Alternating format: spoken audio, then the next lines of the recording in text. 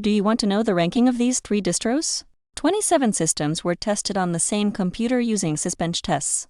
Stay until the end for this overview. We will install and evaluate Alpine Linux 3.23. We enter the official website, click on Downloads, and from the options we choose Standard and x86 as usual. We write the image and run the live system, waiting for it to load. Alpine Linux is an independent distribution focused on strong security and efficiency for users. Alpine Linux has no GUI installer and starts directly in the shell. We enter the login, which is root with no password, and it will open the command line interface. Then to install, we run the setup Alpine command. The first thing it asks is the keyboard layout. In my case, I select the Latin American layout option. Now we enter the hostname, in my case Alpine, and it asks for the network interface. I select Ethernet 0 and DHCP, both as the default choices available. Then it asks if we want to add any manual configuration, and we press enter to select no. It will then configure the network to obtain the IP address automatically. Next it asks for the root password.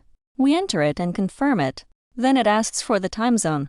In my case I select America and then choose Guatemala region. The next thing to configure is the proxy, and we choose none. It also asks about the network time protocol, and we select BusyBox as the option recommended.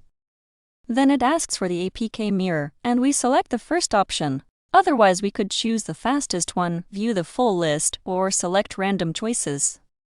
Next it asks if we want to add a user. We answer with the username we want, the name, the password, and then we confirm it to complete the process setup. For the SSH key we choose none, so we can use our own password, and it asks about the SSH server. We leave open, which is the default option provided. Now it shows a list of available disks and asks which one we want to use for the installation. We choose the disk, and it will appear as confirmed hardware. Now it asks what method we want to use for the installation. To install the system on the disk we choose SYS, or we pick another method if desired later. It asks if we confirm wiping the disk, and we type Y.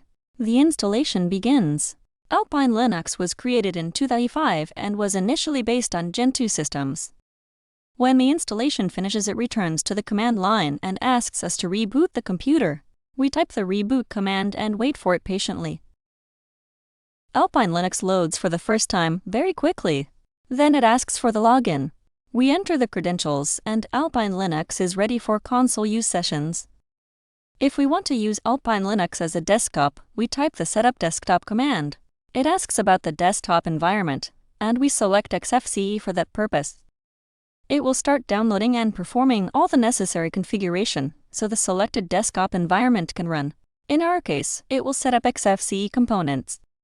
When the installation is done, we type reboot again, so the Xfce desktop environment loads for the first time and starts automatically on boot sequence.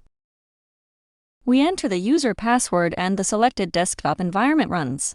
We check the panel and the menu, and it has the default applications installed there. We open the terminal and install the Fastfetch and Sysbench packages, but sudo is not found, so we type the su command and the password we created earlier.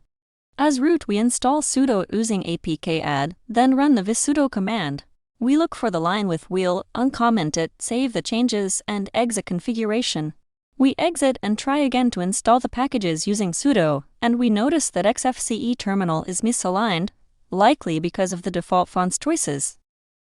We run Fastfetch, but the output is unreadable due to the misalignment, so as a quick solution we install the lxterminal package using apk-add utility.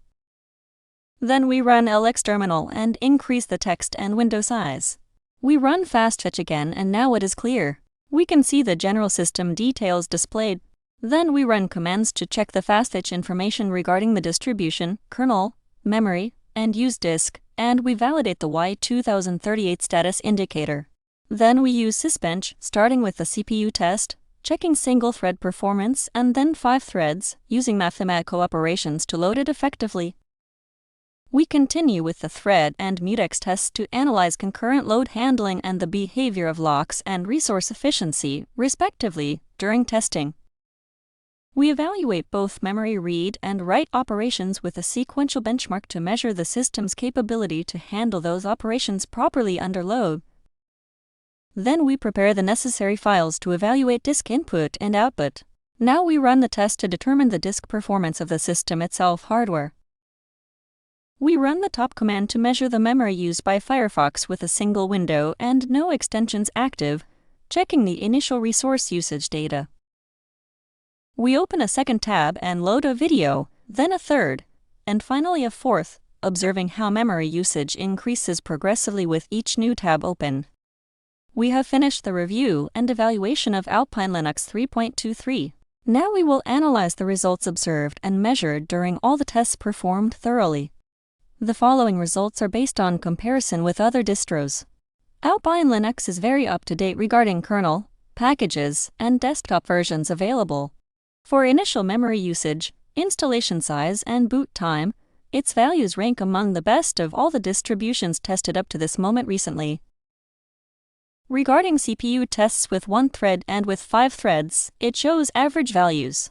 In thread tests it ranks the highest, and mutex tests perform well overall. But the memory read and write results and the average Firefox tab memory usage are very low, while disk performance remains within an average range category. In conclusion, Alpine is indeed a small distro and efficient in concurrency, with its only weak point being memory read and write performance overall metrics. It is surprising to see a simple distro that is easy to install entirely from the terminal. Among 27 distros tested, Alpine Linux ranks 13th position. That is all for this video. If you liked it, give it a like, leave a comment, subscribe, and activate notifications for new content. See you next time, friends.